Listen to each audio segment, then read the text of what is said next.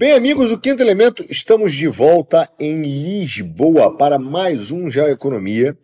E dessa vez, para variar, sem muito tempo, né? Não estamos com tempo sobrando, porque o programa é semanal agora. E semanal demanda muito tempo de leitura e demanda muito tempo também a gente preparar e analisar o que está acontecendo no mundo. Por isso também sem ovos Benedict, mas em breve voltaremos aos ovos Benedict, porque eu também estou com saudade deles, os famosos ovos beneditinos. Né? Mas o que está acontecendo no mundo agora, nessa semana, é muito interessante, porque o Elon Musk continua super interessado na Europa, falou, inclusive, deu uma declaração, fez uma live com a Alice, que é a candidata da AfD, e que interessantemente, apesar do jornalista brasileiro chamá-la de extrema-direita, devemos lembrar que a Alice é casada com uma imigrante, né? Então ela é lésbica, né? Mas também é casada com uma imigrante e tem 2 filhos adotados. Mas isso a imprensa não comenta, só fala que ela faz parte dessa extrema-direita alemã. Mas o Musk deu uma entrevista, fez uma live com ela e depois, basicamente, disse que a AfD é a única esperança para a Europa. Por quê, hein? O que será que tem por trás disso? Será que realmente a Europa e a União Europeia chegaram ao fim de uma era, e uma era que foi controlada, sem dúvida nenhuma, por uma política neoliberal, ou melhor, da teoria do choque de Friedman? E esse é um grande problema. Será que chegaremos a uma fragmentação da União Europeia? Então, o fato é que realmente parte dessa discussão e a da reação da imprensa também está diretamente ligada ao racha que começou ano passado entre o complexo industrial militar americano do Pentágono unido a uma grande parte das Big Techs, e do outro lado a CIA e a sua teoria de choque neoliberal, que também foi inspirada no Friedman. E realmente é curioso que esse racha tenha gerado um tamanho problema na política americana no exato momento em que a CIA tecnocrata globalista, ligado aos megacapitalistas, está enfrentando a traição dos tecnocratas chineses. Esse é o tamanho do tabuleiro, da confusão que tem ideológica por trás desses movimentos. Mas o fato é que a coisa não está bem na Europa. Em 2050, meu caro, não haverá mais nenhuma economia europeia entre as 10 mais importantes do mundo, o que é uma sinalização de placas tectônicas significativas sendo mudadas no quadro econômico e geopolítico do mundo. Não por menos, né? Não por menos, a economia alemã, que é o motor da Europa, se encontra em recessão, numa grave crise, e é por isso que o Elon Musk fala que a única solução de resgate dessa União Europeia ou da Europa é a AfD.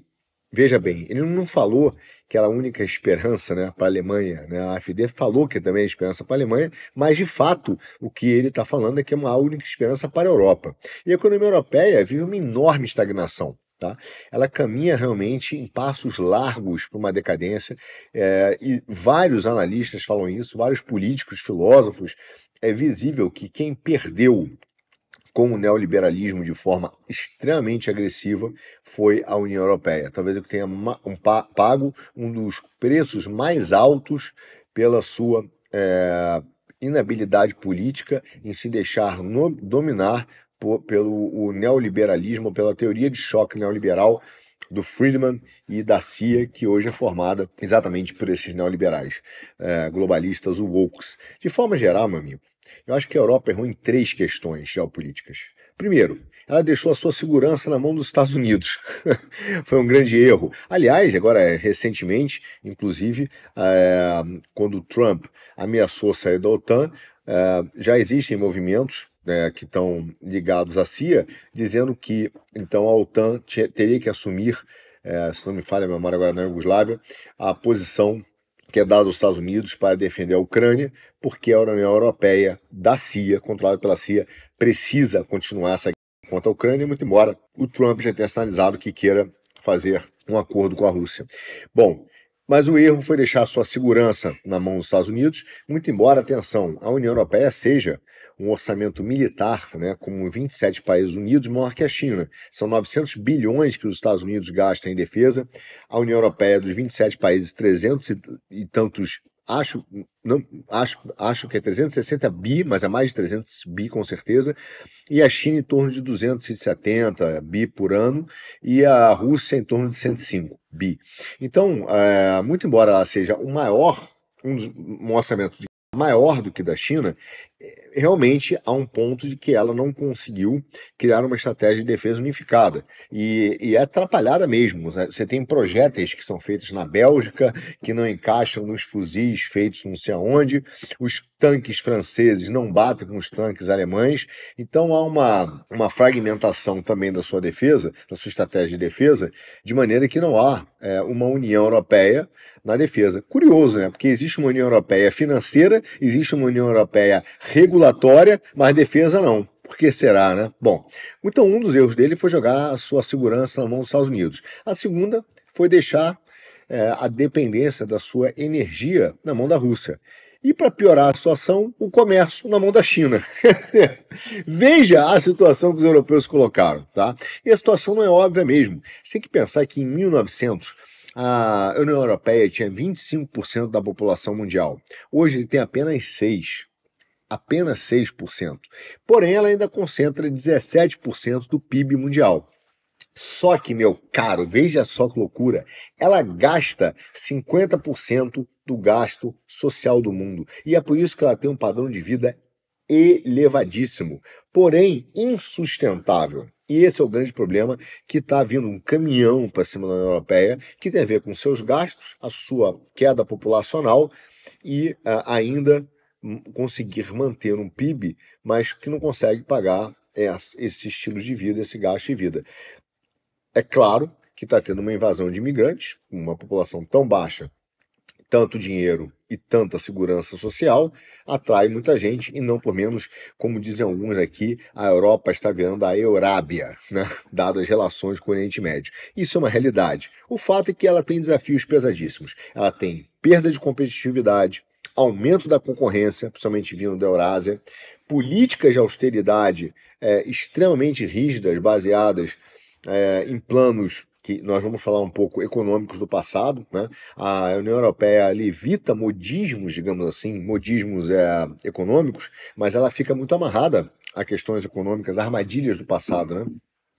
Bom, a sua capacidade militar, a sua indústria de tecnologia e a troca do seu sistema de energia. Tudo isso, meu caro, acontecendo ao mesmo tempo. Qual a chance da União Europeia conseguir superar esses desafios de forma consistente? Muito difícil, né? Hoje o centro da gravidade econômica, e essa é uma outra realidade, deixou de ser a Europa e os Estados Unidos. Hoje, quando você olha o mundo, ele já foi para o Índio-Pacífico. Hoje você tem 62% do PIB vindo do Índio-Pacífico e 65% da população mundial. Então, nós vivemos, sem dúvida, numa nova era da geopolítica, onde a distribuição do poder e do sistema monetário estão sendo discutidos, estão sendo questionados. A distribuição de poder feita em 1945 e o sistema monetário de 1971. Essa é a realidade que vivemos. E um exemplo disso é que você tem hoje uma Índia com 1,4 bilhão de pessoas sendo uma potência nuclear e com um PIB maior do que da Inglaterra. Só que ela não tem nenhuma voz no Conselho de Segurança da ONU. Como? Então são perguntas legítimas que incomodam, sim, os globalistas e os defensores das instituições de Bretton Woods, como o Conselho de Segurança da ONU. Tá? O grande problema também é que, no meio dessa batalha tecnocrata, nós temos dois estados de civilização. Tá? Uma é a China, que abertamente fala que é um estado de civilização e assume isso, se considera acima do bem e do mal. Outro, os Estados Unidos, que não se assumem como estado de civilização, mas agem como estado de civilização, inclusive, recentemente, tentando implantar a pauta woke. Esse novo modelo, né? Esse novo estado civilizacional, civilizatório, que quer garantir impor, na verdade, uma agenda ideológica do wokeismo. E isso é tão relevante que esses caras se uniram nesse pacto entre o wokeismo e o neoliberalismo, que na verdade um é fruto do outro, e essa é uma realidade que chateia os liberais no Brasil, mas é uma absoluta verdade, eles não conseguem nem contestar, tá? Mas é tão claro isso que agora, por exemplo, no Supremo brasileiro, voltou-se a falar de defender um pacto civilizatório, né? Níveis civilizatórios. Esse linguajar tem sido utilizado de forma frequente no Brasil. Por quê? Que pacto civilizatório é esse? E eles não fazem questão de esconder, tá, meu caro? Falam abertamente do iluminismo, de todos esses fatores que estão por trás, dando fundamento ao wokeismo, que hoje está sendo questionado no mundo todo. O que aconteceu, então, na verdade, com a Europa, né? Quais são as decisões que ela tomou internas que foram equivocadas? Será que ela realmente errou nas suas decisões políticas ou ela foi fruto de um projeto de poder que agora está se exaurindo? E isso é importante nós entendermos porque a partir disso, a gente vai poder compreender qual seria o futuro da União Europeia e o seu papel nesse jogo geopolítico que torna o Musk tão interessado assim na Europa. Muitos dizem que a Europa é um politburo, né? Uma ideia ali de um comitê soviético, né? Que era um grande comunismo por causa do seu projeto do seu bem-estar social, né? Mas a realidade, meu caro, é que a União Europeia é um projeto neoliberal, tá? Isso é fundamental para a gente entender exatamente o que está acontecendo e como a CIA e esses caras globalistas dominaram a Europa. Apesar de alguns acharem que a União Europeia, que na verdade está cada vez mais desunida e menos europeia, é uma versão moderna da União Soviética, porque hoje ela é comandada por uma dúzia de burocratas, como foi na União Soviética, que se reúnem aí a portas fechadas, tá? E que não conseguem responder objetivamente a ninguém, a nenhuma força, nem a população, são impunes politicamente. A realidade é que essa União Europeia lembra muito um comitê, um parlamento, como também existiu na União Soviética. Lá vocês tinham o Soviético Supremo, que era um parlamento como é o Parlamento Europeu, que aprovava sem discussões as decisões desse Politburo, né? Que como acontece aqui na Europa, tá? Mas será que ela realmente nada mais é do que uma cópia do sistema soviético, como parece? A realidade é que não é bem assim. Inclusive, a União Europeia entendeu que essa atenção em Constituição supranacional que foi sendo formada, que foi retirando de forma paulatina e vem retirando o poder dos países que formam o bloco, acabou durante muito tempo sendo um efeito competitivo. Eles chamavam esse efeito de efeito Bruxelas, que é mais ou menos o seguinte: como o mercado era grande, o continente era rico, as suas legislações, quando eles decidiam regular alguma coisa, obrigatoriamente, os Estados Unidos, as empresas americanas, as empresas brasileiras, como a gente viu agora recentemente no acordo Mercosul e União Europeia, começam a querer se adequar àquilo que está sendo regulado na Europa e copiar a legislação europeia. Por exemplo, rede social. Né? A Daniela Lima, o Supremo Tribunal Federal, defende uma regulamentação de rede social igual à da União Europeia, que ainda está sendo discutida. Então, volta e meia, esses países miram para a União Europeia para copiar a sua legislação. E isso virou uma arma geopolítica. Nem é mais uma arma soft, não. Os caras estão fazendo de forma direta, é hard mesmo. Quer dizer, isso aqui vai ser um ativo estratégico para a gente, a forma de regular. Então, a regulação europeia passou a ser uma arma geopolítica. Mas, da mesma maneira que os americanos erraram e exageraram na utilização do dinheiro como arma, sem dúvida, a União Europeia exagerou na regulação como arma. E isso fez com que ela se aparentasse, assemelhasse cada vez mais a um país comunista como a União Soviética, e que tem por trás um pensamento que lembra muito o pensamento do Brasil, tá? Que temos um problema, qual é a solução? Vamos regular. Só que eles fizeram isso a partir desse efeito Bruxelas, que é até um livro chamado Efeito Bruxelas, que conta um pouco disso, do uso, né, da União Europeia como arma, né, da regulação como arma. Então, na verdade, essa semelhança que existe de uma União Europeia com a forma administrativa de gestão russa, na verdade, ela nasce desse efeito Bruxelas, que está muito mais ligada ao gerencialismo do James Bullrich e dos tecnocratas americanos do que, de fato, dos comunistas. Tá? E nós vamos ver isso aqui.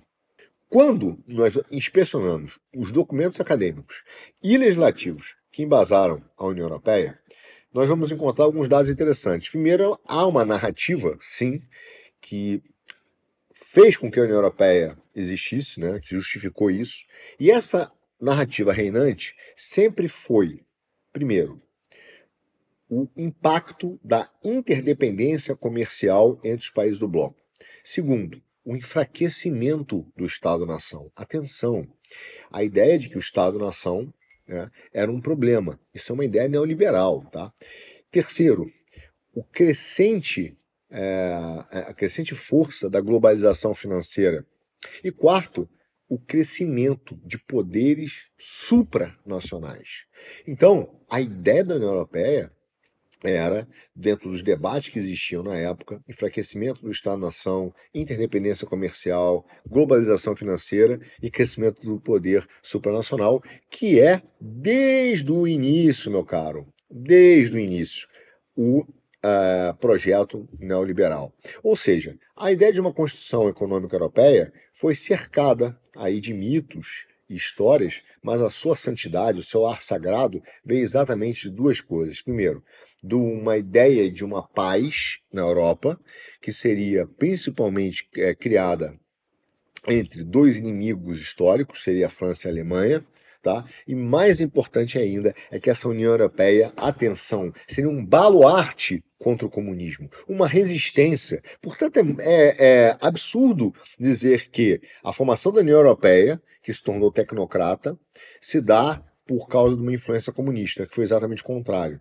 Quem montou e apoiou essa ideia, atenção, chegaremos lá, mas quem apoiou e montou essa ideia queria criar um baluarte, uma proteção contra o comunismo. Segundo, era necessário ainda que nós tivéssemos crescimento e prosperidade para poder criar um mercado interno competitivo, que é a ideia do bloco, tá? Com baixos fatores de custos, vantagens competitivas transacionais e economia de escala, como existia no modelo americano. Então guarde isso. A União Europeia, como nós vemos hoje, foi pensada para ser um baluarte contra o comunismo. Quando você pega o Tratado de Maastricht, lá no seu artigo 103, ele fala abertamente sobre a alocação de recursos através de um mercado competitivo. Isso está escrito no artigo 106. A ideia de uma alocação de recursos através do mercado competitivo como um princípio guia. Né? Então, a essência da primeira versão da Constituição Europeia era um mercado único, livre, protegido do intervencionismo e das distorções desse intervencionismo estatal de cada país. Tá? E hoje, o que nós vemos são exatamente um politburo, um comitê tecnocrata, que usurpa a soberania dos países, as decisões.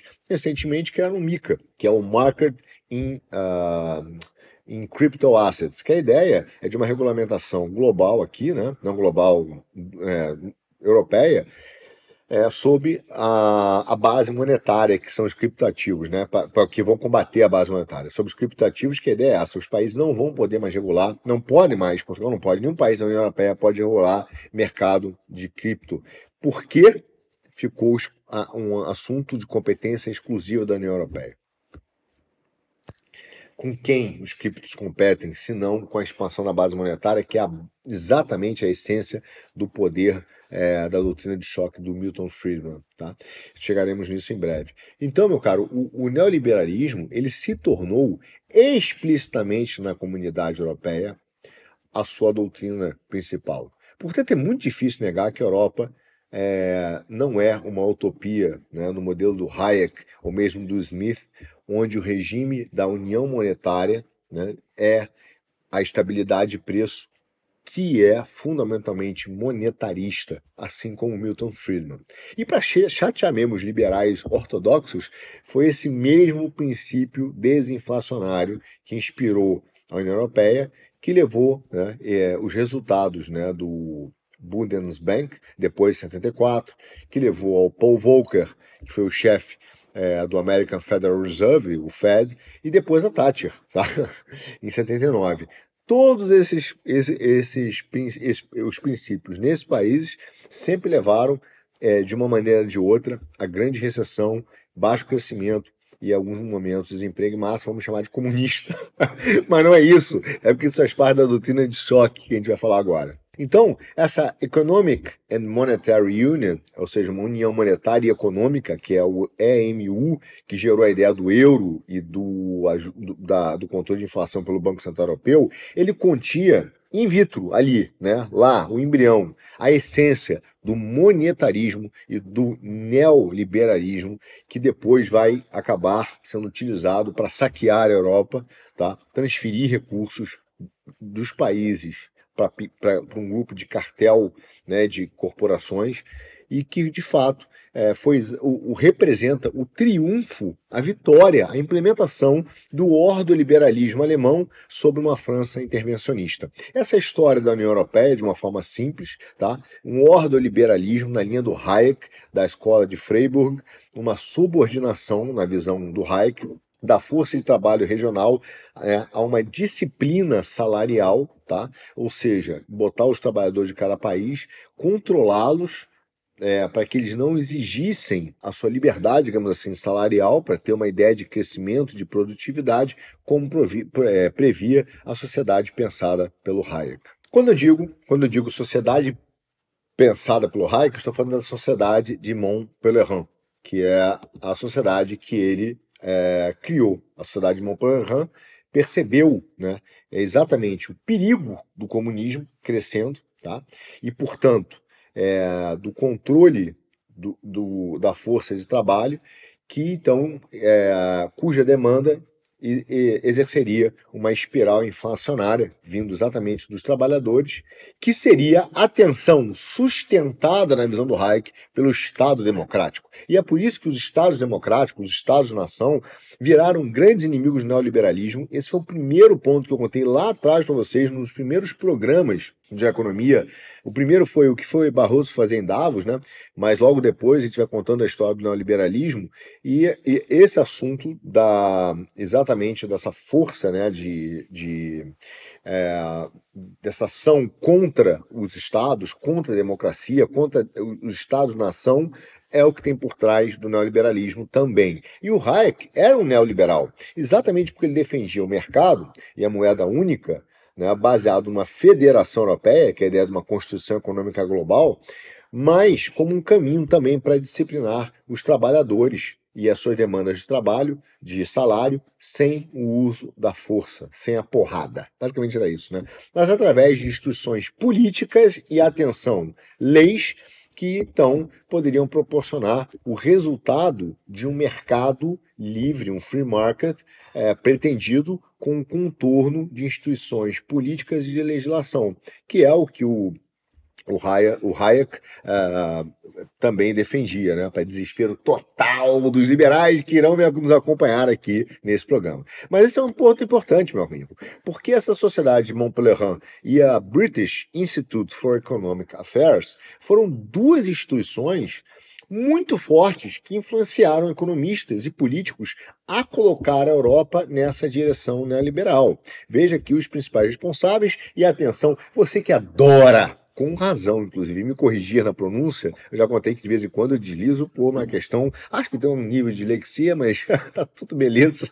Não somos wokeistas nem vítimas aqui. Mas de fato eu dou uma atropelada na pronúncia, então me perdoem quando eu errar aqui. Como aconteceu com NVIDIA, e eu falo Núdia, mas é NVIDIA, né? Acho que é NVIDIA. Bom, é isso. Vocês sabem do que eu estou falando. Bom, mas o arquiteto, por exemplo, você pega o arquiteto alemão, Ludwig Erhard, e o Armand Miller, Armac. Esses caras deram contribuições importantíssimas e foram os arquitetos do milagre econômico alemão para o Tratado de Roma. Isso é indiscutível. O Jacques Rueff, né? Jacques Rueff, na verdade, que foi o economista que estabilizou os preços na França do De Gaulle, por exemplo. Milton Friedman, um monetarista americano, tá? Que persuadiu alemães e americanos a deixar flutuar a moeda e controlar o dinheiro na base monetária. Porque esse cara por definição, o grande monetarista que, inclusive, a CIA vai utilizar para colocar o seu plano em marcha.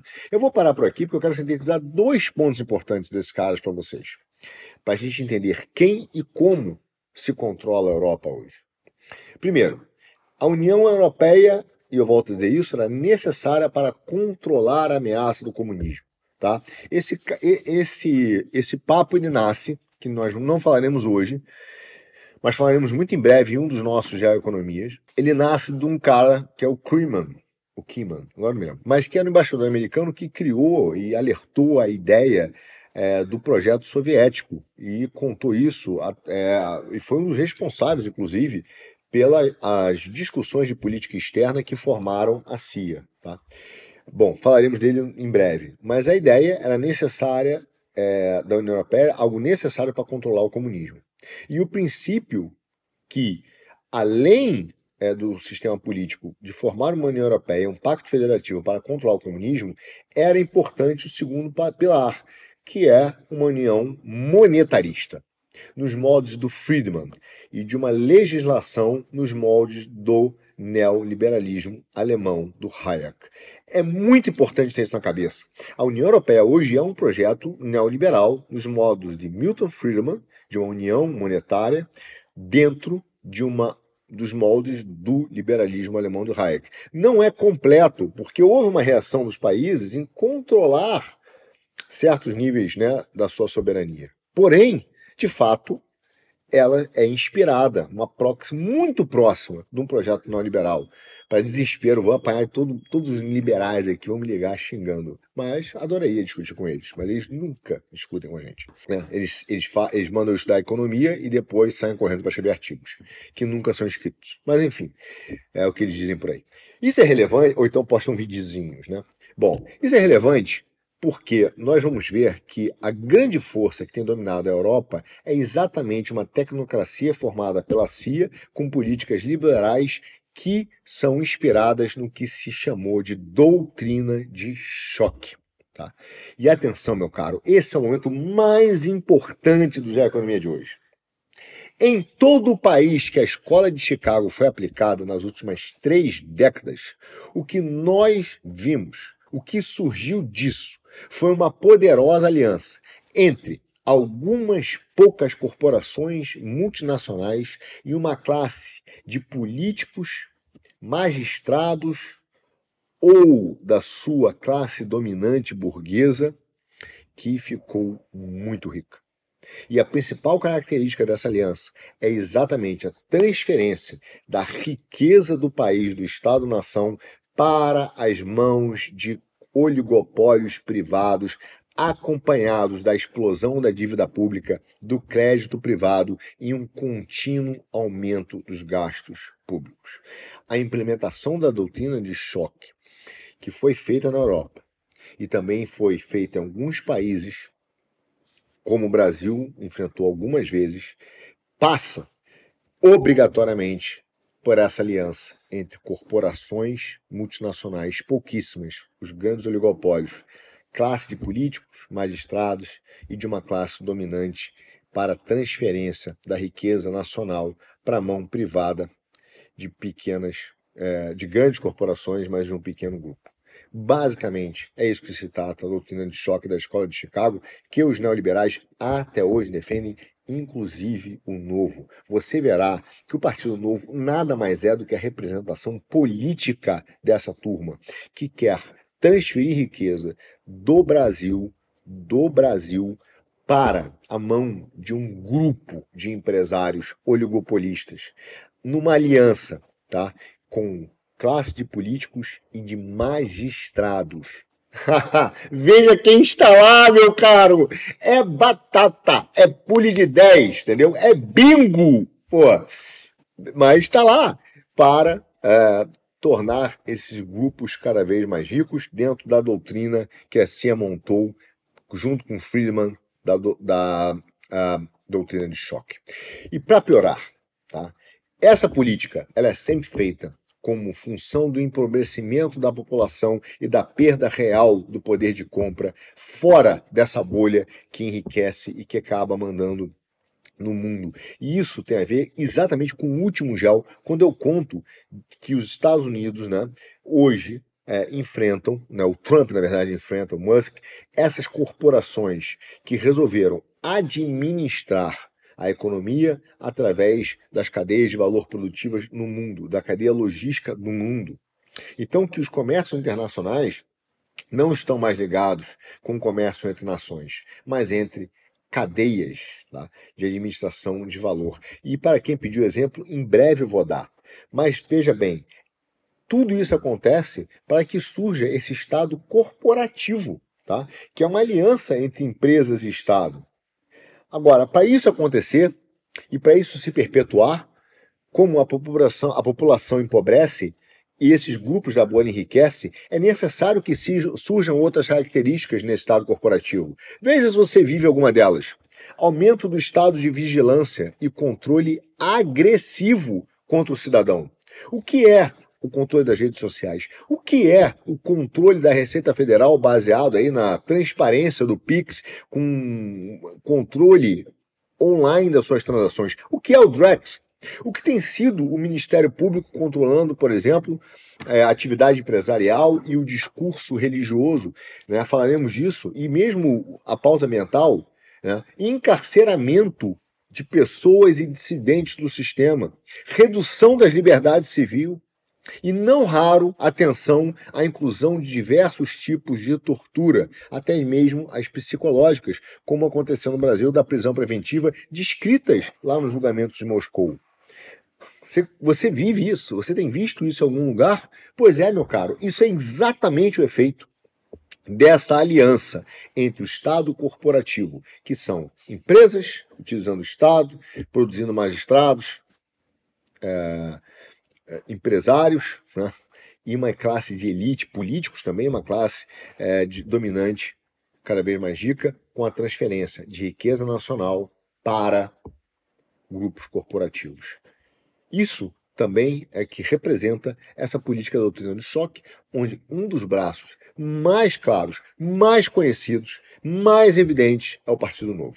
A realidade, meu amigo, é que esse modo de operação dos seguidores do Milton Friedman foi uma forma fundamentalista, distorcida, corrupta do capitalismo, que precisava e utilizava do desastre em primeiro lugar, tá? Para depois vir com umas reformas econômicas. É a interseção do que se chamou de superlucros com mega desastres, que hoje também está relacionado à pauta climática. Existem inúmeros exemplos desse. Vou te dar um que está distante, mas que foi utilizado. Quando você teve o tsunami da Tailândia, logo depois, os pescadores, as pessoas locais, venderam suas casas, né, sobre o choque daquele tsunami. Agora, quem comprou? Porque se alguém vendeu, alguém comprou. Eles venderam para quem? Para os grandes hotéis e para as grandes corporações que resolveram fazer obras, né, para evitar os tsunamis, mas em contrapartida criaram hotéis e tomaram conta das praias. É a mesma ideia do anúncio da pauta climática para as pessoas venderem as suas casas na praia e depois o Al Gore comprar, né? Porque se tem alguém vendendo, meu amigo, é porque alguém comprou, senão ele dava para alguém. Né? Senão ele dava, ou o preço despencava. As pessoas continuam comprando com um preço mais barato, mas ainda utilizando um grande capital de investimento sobre essas áreas. Então, a realidade é que desde quando, na verdade, o Milton Friedman começou assessorando o Pinochet no Chile, ele entendeu que uma atmosfera de grande crise permitiria o pretexto necessário, atenção, para desconsiderar os desejos expressos dos eleitores e entregar o país na mão de tecnocratas econômicos. O Friedman compreendeu o processo. O Friedman compreendeu que as grandes crises, seja de ordem política internacional, política interna, ambiental, desastres naturais, não importa, as grandes crises criam um estado de choque nas pessoas. As crises humanitárias, por exemplo, as crises de reconstrução, todas elas criam um estado de choque onde as pessoas estão dispostas a abrir mão de coisas que são importantes para elas, de diversas formas, para fazer reformas que resolvam esse estado de choque.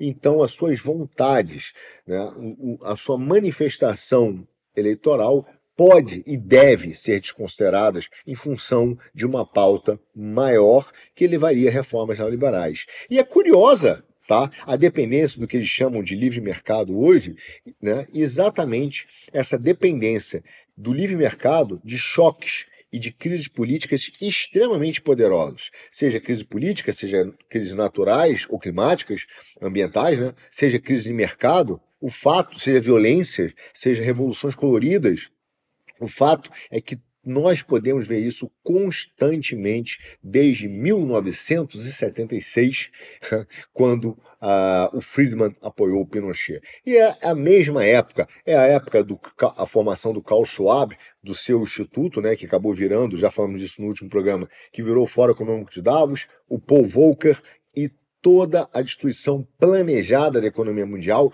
para implementar reformas de controle neoliberais da economia que levariam à pauta globalista. É exatamente isso que aconteceu. E a Europa, meu amigo, é fato inconteste hoje, inconteste, que ela foi capturada por esse modelo da doutrina de choque da CIA como um modelo neoliberal em concorrência. E aí esse é um ponto importante. Com outro modelo que existia, que era o do complexo industrial militar. Tá? Esse complexo industrial militar foi que o Eisenhower, tá? Que foi, atenção, general, ele é um general, tá? Advertiu no fim da sua segunda presidência, no fim da sua presidência. Ou seja, ele alertou sobre a força e influência do complexo industrial militar americano, mas que do outro lado concorria com o modelo do choque, modelo de choque, né, da terapia de choque que a CIA estava implantando.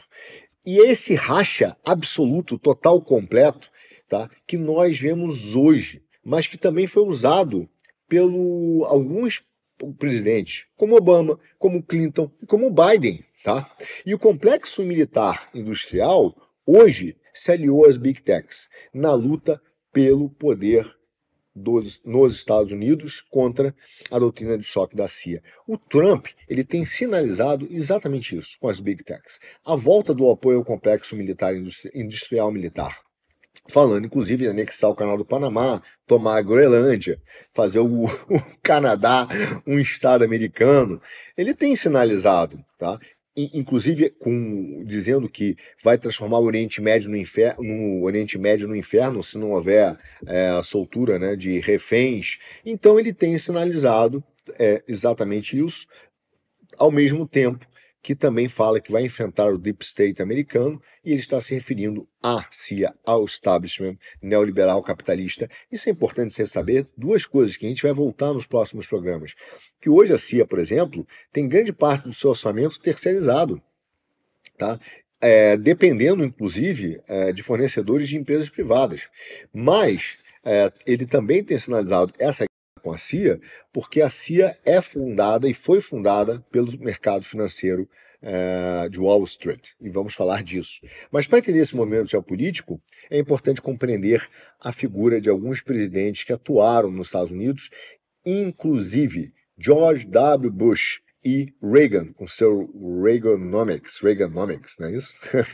Existe um ano-chave para compreender exatamente isso, e o ano é 2008. E esse é um ano muito especial para mim, porque em março, 6 de março, meu aniversário, dia 12 de março, atenção, hein, tá chegando, não se esqueça, me dá parabéns, 12 de março, o Bradesco comunicava, o Banco Bradesco, que comprava a corretora Ágora, que eu fui sócio, e ele comprou, infelizmente eu não tinha 51%, mas quem tinha era o Eduardo Plas, não é o Paz, Eduardo Plas, que foi sócio do BTG, depois saiu, né, do Pactual, vendeu para os Esteves, enfim, mas ele era o sócio da Ágora, e nós vendemos a Ágora por mais de 800 milhões de reais, que foi um número absurdo na época, e o Bradesco pagou em cascalho, um dinheirinho em cima do outro. Mas havia uma outra possibilidade, que era, a gente foi consultado, poucos sabem, surgiu uma ideia de vender para Lehman Brothers, que queria comprar em ações. Imaginem, meu amigo, imaginem. No dia 15 de setembro de 2008,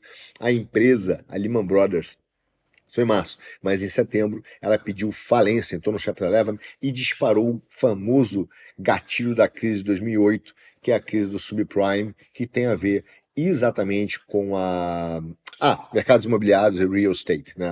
Ativos imobiliários e alavancagem de empréstimos hipotecários. Mas, enfim, quando a bolha de 2008 estourou, houve uma grande preocupação dos banqueiros centrais no mundo, mas não foi com a inflação, foi com a deflação, foi com a queda, né? Isso já aconteceu no passado. Os Estados Unidos, em algum momento, como a gente falou no último programa também, não queriam viver uma nova deflação, como aconteceu em 71, que eles não quiseram, né? E eles fizeram de tudo para evitar, então, um colapso do crédito. Agora, o que significa fazer de tudo que tem que ser feito para manter o sistema? Né? Era preservar Wall Street e, como era o lema deles, preservar Wall Street e depois pensamos na Main Street. Basicamente a política do Lula hoje, né? Vamos pensar nos bancos, depois a gente vê o que faz com o povo, né? A economia a gente vê depois. Foi exatamente o que aconteceu. Bom, o sistema bancário internacional, meu amigo, nessa época, 2008, de fato é baseado nos dólares. É um sistema global. E por isso, a resposta dos banqueiros internacionais, principalmente do Estado americano, foi uma ação transnacional para manter todo o sistema fluindo, fluxo de recursos. Os Estados Unidos tinham que ser e tinham de ser o principal fornecedor de liquidez global. Coisa que a China, por exemplo, apesar de querer desdolarizar, não quer ser o principal credor, né? A pessoa credor não, mas o cara que fomenta a liquidez de curto prazo. São duas coisas diferentes, tá? E o Fed, nessa época, bombeou, cara, mas bombeou muitos dólares para o sistema financeiro, como fez recentemente. Foi aí que surge a ideia do quantitative easing, bancos centrais injetarem muito dinheiro no mercado para evitar o colapso do crédito, tá? Só que a coisa nessa época, desde 2002, já se falava-se do déficit, né? Eu contei um pouco do O'Neill, quando ele foi confrontado com uma preocupação com os déficits americanos, e o Dick Cheney falava, bom, você sabe, o Reagan provou que os déficits não são tão importantes assim. Tá?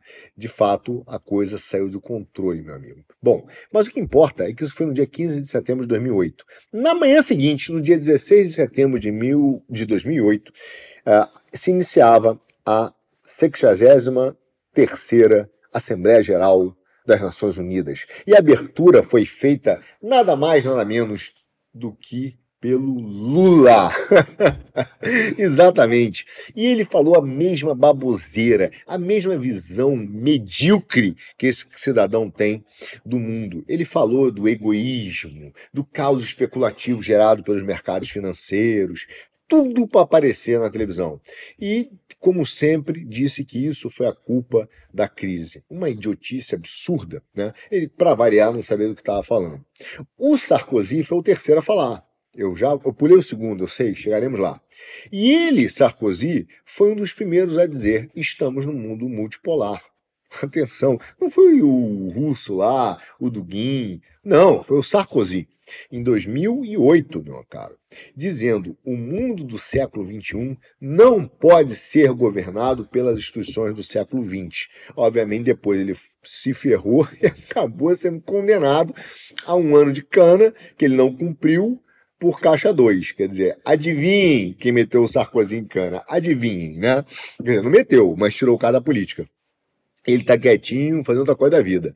Mas ele defendeu, expandiu o Conselho de Segurança da ONU e aumentar o G8 até para G13 ou G14 nações. Claro que o pronunciamento do Sarkozy fez um eco, né, ao desastre que foi a guerra do Iraque em 2003 e que dividiu os Estados Unidos e a Europa. O fato é que, volta e meia, desde a Segunda Guerra Mundial, Estados Unidos e Europa vivem uma relação de amor e ódio. Isso aconteceu em 2003, isso aconteceu em 2019, quando a Europa tentou defender o Irã e fez aquele Instex e não quis participar das sanções, como já falei aqui no GEL do ano passado, finalzinho do ano passado. Então, a Europa e os Estados Unidos, eles vivem se afastando e, ao mesmo tempo, concordando em geopolítica, a depender do nível de influência e domínio da CIA dentro da Europa. Tá? E é sempre uma preocupação que a Europa caminhe para os braços da Rússia e caminhe para um braço de energia mais limpo e caminhe para uma independência energética que poderia colocar em risco os Estados Unidos. Mas os Estados Unidos jamais vão deixar a Europa se afastar e eles perderam essa influência total dos tecnocratas americanos. Agora, óbvio que o afastamento da Europa para A Eurásia, por exemplo, é um risco absurdo para os tecnocratas americanos e eles não iriam deixar isso acontecer. Aliás, já decidiram isso há muito tempo. Só que eles estão vendo que volta e meia a Europa tenta sair disso. E é uma preocupação, então, há muito tempo. Eles já decidiram controlar o mercado europeu de maneira central. E para isso, a ideia da União Europeia é extremamente ótima. Um controle específico, fácil de se fazer através da União Europeia. E isso se deu exatamente pela zona do euro. E em 2019, dado a nova resistência da Europa, mesmo com a União Europeia, né, de sair da influência americana, houve a decisão de acabar com qualquer possibilidade de autonomia energética e financeira da Europa, e por isso a Europa está onde está. E, principalmente, acabar com a industrialização alemã.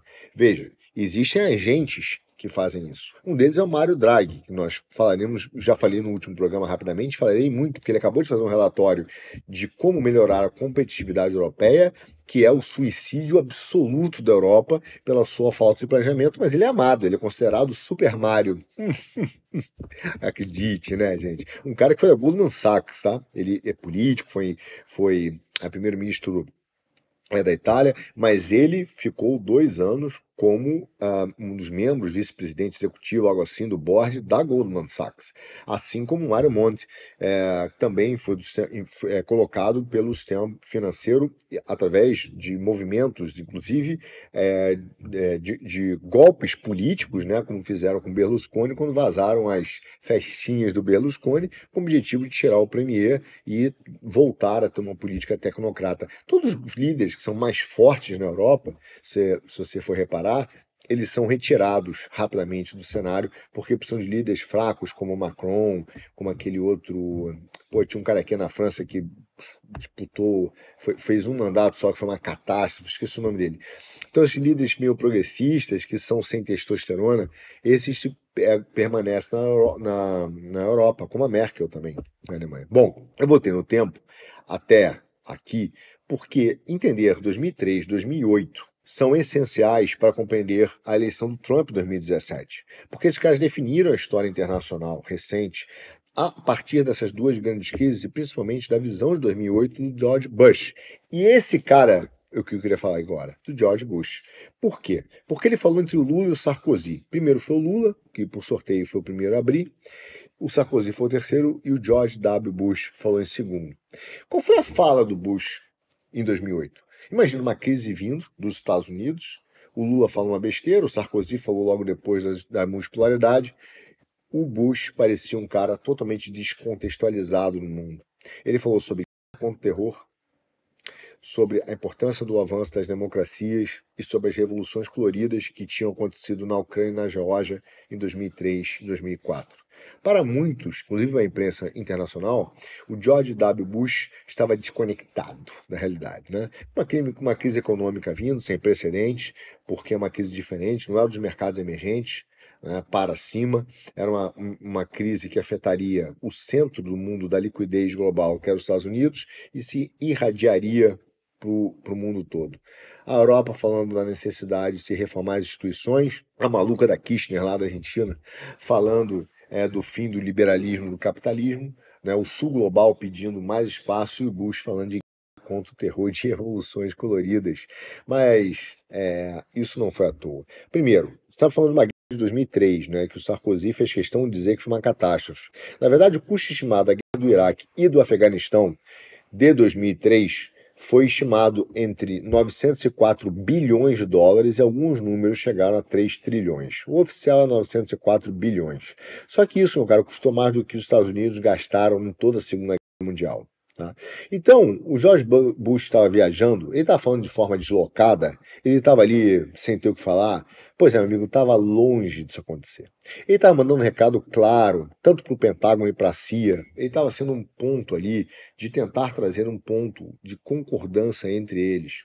Ele estava propondo um ponto de convergência entre o modelo da CIA, da teoria de choque, e do Pentágono, do complexo industrial militar. O que ele estava dizendo é simples, é que existia a oportunidade de usar a crise de 2008 para ampliar a força americana? Ampliar reformas no modelo do Friedman, neoliberais, queriam transferir, no final das contas, riqueza dos países para as mãos de companhias privadas, acompanhando a explosão da dívida pública, do crédito privado e do continuamento de gastos públicos. E foi isso que eles fizeram.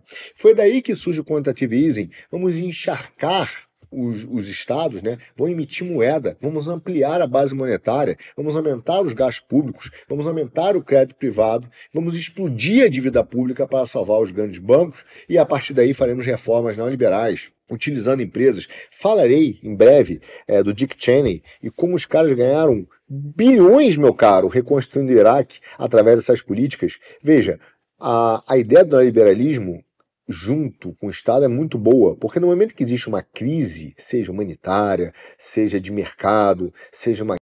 A ideia de ajuda humanitária e reconstrução, não feita pelo Estado, mas feita com dinheiro e apoio do Estado, significa que há uma transferência das empresas que prestam serviço ao Estado. O custo, o valor, e falei isso no próximo GEL, o valor, ou em algum GEL, né, para frente, o valor que o Bush terceirizou da própria CIA em serviços, inclusive de investigação, tá? Inclusive de depoimentos, depoimentos de pessoas, isso tudo foi terceirizado. 70% a 74% do orçamento da CIA hoje está na mão de empresas privadas. Assim como no complexo militar industrial americano, e assim que eles fizeram o Vale do Silício, o Pentágono terceirizando, né, Venture Capital para o Vale do Silício, montando empresas de tecnologia. Então eles caminham juntos entre esse estado corporativista e o Bush fez isso, o Dick Cheney fez isso nas empresas de energia, de construção. Cara, é um pacto realmente entre o Estado e o Estado corporativista. Essa é a realidade. Então, qual foi a ideia do que o Bush estava falando ali? Vamos aproveitar, galera, e exportar a crise que houve do capital, a crise, a bolha que foi criada por causa da expansão do déficit americano, que gerou uma bolha. Se você pegar o que se chamou de anos da grande moderação, que é a partir exatamente do Alan Greenspan, que é chamado, né, até antes do Alan Greenspan, na verdade, o Alan Greenspan e o Ben Bernanke batizam esse período de controle da base monetária, da disciplina da base monetária, né, para controlar a inflação a partir do choque do Paul Volcker. O que subiu de preço nesse período chamado grande moderação só foram ações de empresas e ativos imobiliários. Então eles usam exatamente esse período, essa crise da bolha imobiliária e da bolha de ações americanas, para criar uma crise soberana nas dívidas.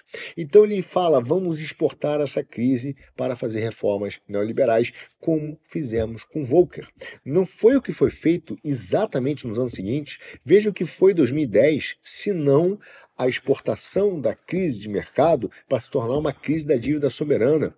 Na Grécia, na Itália, aqui na Europa, a crise bancária migrou para uma crise da dívida soberana, onde foram feitas reformas neoliberais dentro dos estados soberanos, com o objetivo de transferência de riqueza do país para as companhias privadas. Foi exatamente o que permitiu que o Mário Draghi, que era um homem da Goldman Sachs, virasse o Super Mario no BCE.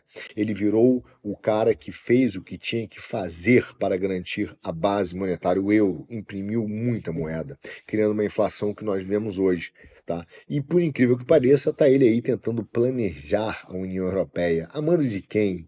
E principal ponto dele é imprimir mais dinheiro, aumentar a dívida em quase 800 bilhões por ano para fazer a transição energética, e nós falaremos disso. Para beneficiar quem? Não é verdade? Bom, o fato, meu amigo, é que existem inúmeros exemplos da teoria de choque, como ela foi usada em diversas escalas, e nós falaremos ao longo dela, né, de vários dela, na Rússia, na China, no Brasil, na Tailândia, na crise da Ásia, nos Estados Unidos, na Europa, mas eu queria dar um exemplo prático para vocês de como isso aconteceu recentemente no Brasil, e vou mexer com uma vaca sagrada, que foi uma das vertentes do Lava Jato. Nós já falamos muito sobre o lavajatismo, mas eu queria falar sobre uma das vertentes dela, que foi a Operação Greenfield. Greenfield. A Operação Greenfield se deu em Brasília, na 10ª Vara Criminal de Brasília, envolvendo os fundos de pensão, e a ideia era muito simples, né? Um procurador, acho que foi Anselmo, foi o chefe lá dessa turma, mas a ideia era muito simples. A ideia era dizer que, quando os fundos de pensão no Brasil investiram em projetos Greenfield, esses fundos tinham corrupção, propinas, etc., pagas, né, pelos empresários, etc., e aí vem Sete Brasil, BTG, vem uma série de empresários do mercado financeiro, mas a Operação Greenfield falava de corrupção, mas alertava sobre duas coisas. Uma, o risco de operações Greenfield, que são operações de infraestrutura, como a gente chama, primeiro é Greenfield, depois Brownfield, é como se fossem fases. Então é como se esse mercado Greenfield fosse um mercado de venture capital, de projetos grandes, mas que ainda precisavam de grande comprometimento de capital, mas que seriam desenvolvidos ainda. Tá? Então, a ideia de que esses projetos eram super arriscados. Então, não se pode fazer projetos Greenfield no Brasil. Pode-se, mas não dessa maneira, né? Mas vamos chegar lá. Corrupção, Operação Greenfield, e aí se criou uma outra ideia, tá? Que é a das mais absurdas e violentas e maldosas e antipatrióticas que pode existir, que é a ideia do superfaturamento de empresas, ou superfaturamento de cotas de fundo de investimento. Porque não é à toa que se usa a linguagem. Por que superfaturamento? Porque a ideia de que o faturamento tem que ser feita uma licitação, né? E esse superfaturamento é a ideia de que a licitação pública tem que ser feita pelo preço mínimo. E então, o investimento em empresas tem que ser feito pelo preço mínimo. Não existe ideia mais de valorização, valuation, como existe no mundo, né? Que você vai ter um valuation permitido, que é a própria geração de riqueza. Entre esse encontro, que é um encontro absolutamente caótico, que é a destruição criativa, né, que tanto se fala no mundo capitalista, do neoliberal, mas essa destruição criativa que permite que se crie riqueza. O Jeff Bezos, inclusive, fala isso. Por que os Estados Unidos deu tão certo? Porque os Estados Unidos é um lugar onde você consegue levantar dinheiro, 50, 100, 200 milhões de dólares, por uma ideia que tem de 10 a 5% de chance de dar certo. E está tudo bem. E está tudo bem. É contra essa ideia de empreendedorismo, de capital de risco, de valorização, de criação de riqueza que se criou essa estrutura. Então, sob um pretexto de uma teoria de choque, de combater uma corrupção e gerar uma crise de corrupção política no país que existia, atenção, estou dizendo que ela não existia, eu estou dizendo que sobre esse manto se emplacou um cavalo de Troia que criminalizava e criou uma jurisprudência nos fundos de pensão, nos órgãos reguladores, contra o capital de risco, contra projetos Greenfield no Brasil e contra a valorização de empresas. Como, meu caro, um liberal apoia isso? Como um liberal diz que essa tese faz sentido? Que um burocrata, um tecnocrata sentado na Previc, que é quem regula os fundos de pensão, ou na Receita Federal, e é importante eu estar falando da Receita, por quê? Porque a Previc foi aparelhada pelo ministro Carlos Gabas, que ele que criou a Previc, com funcionários da Receita Federal. Como o cara que controla imposto vai falar de valuation, de valorização, de valor futuro de uma companhia? Você entende? Como vai se fazer um liberal, um cara que apoia isso? Como que alguém do Novo apoia isso? Como que algum cara que fala que quer desenvolver o Brasil apoia que projetos Greenfields não possam ser feitos no Brasil? Nós temos metais de terras raras, por exemplo. Quem vai fazer os projetos de metais de terras raras? Se você não pode ter gente no Brasil qualificada, com inteligência qualificada, que pense num projeto, crie uma empresa e capte do Fundo de Pensão Nacional para desenvolver essa riqueza ou aumentar essa riqueza, sobrará, meu caro, apenas para as empresas multinacionais fazê-las. E foi exatamente essa tese que é criada no final das contas.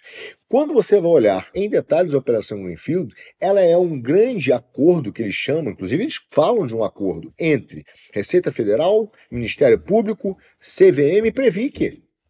E um alimenta o outro com ideias técnicas, porque se a CVM, se o Ministério Público falar sobre valorização de empresas de forma clara, alguém vai dizer, cara, o que eles entendem disso? Nada, né? Exatamente, zero. Então eles se apoiam na Previc, que é formada por funcionários da Receita Federal ou CVM, que nunca ninguém ali trabalhou no sistema financeiro, entende? Ou seja, é um grande conluio para subdesenvolver o Brasil, sendo que foi criada uma jurisprudência, tá, que amedronta qualquer pessoa hoje a fazer investimentos de risco. Quais são os investimentos que foram feitos no Brasil, vindos dos fundos de pensão, baseado agora em iniciativas de desenvolvimento do Brasil nos últimos anos? Nenhum.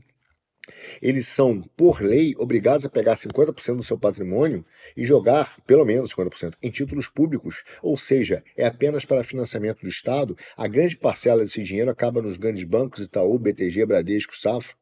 Com que objetivo, meu cara? Apenas financiar a dívida pública federal. Então você tem um grande rentismo, tá, que foi montado em cima de uma teoria de choque. Aí você pode falar, mas a teoria neoliberal ou a teoria do desenvolvimento? Em parte, isso para os Estados Unidos, mas para os países de baixo, o que eles querem é que você fique subdesenvolvido para que eles possam explorar e comprar barato a distribuição internacional das riquezas. Meu caro, é tão simples quanto isso. Então, acabar com projetos de greenfields e criminalizar um modelo de avaliação de empresas de criação de riquezas foi o grande objetivo desse negócio. Agora eu te pergunto, se o objetivo era acabar com a corrupção, qual foi o efeito prático? Não se acabou com a corrupção, apenas se criminalizou o empreendedorismo no Brasil, os projetos Greenfield e o ganho de valuation, o ganho das corporações. Que tal? Né? Agora, se empresas brasileiras não farão isso, quem fará? As empresas internacionais. Tá? Então, você tem que compreender que quando nós discutimos na geoeconomia ideologias de esquerda, ideologias de controle, essas ideologias têm efeitos práticos, têm braços práticos, têm meios práticos de ação e de implementação, de execução. E no Brasil nós temos sim a Receita Federal. Nós não podemos esquecer que o comunismo, ele toma os meios de produção de algumas maneiras, uma delas é o imposto, outra delas é os juros. Então, através do imposto, você vai empobrecendo a população, assim como com a inflação, assim como os juros. É a tomada dos bens de capital. Você perceba, para você hoje tomar um empréstimo para financiar, por exemplo, um projeto de uma fábrica, todos os bancos, públicos ou privados, irão exigir de você garantias. Ou seja, não estamos falando de um empréstimo para a criação de bens de capital. Estamos falando de empréstimos apenas para quem já tem bens de capital, bens de produção.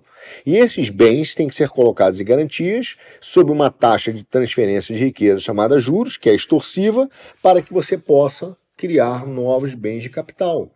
É óbvio que esse é um modelo falido do ponto de vista econômico, mas é isso que tem por trás da doutrina de choque. Tá? E o Ministério Público, a Receita Federal, a CVM e a Previc são instrumentos hoje diretos de execução no Brasil para criminalizar e simplesmente não deixar que isso seja alterado. Né? São instrumentos para perpetuar esse modelo de controle da doutrina de choque da CIA.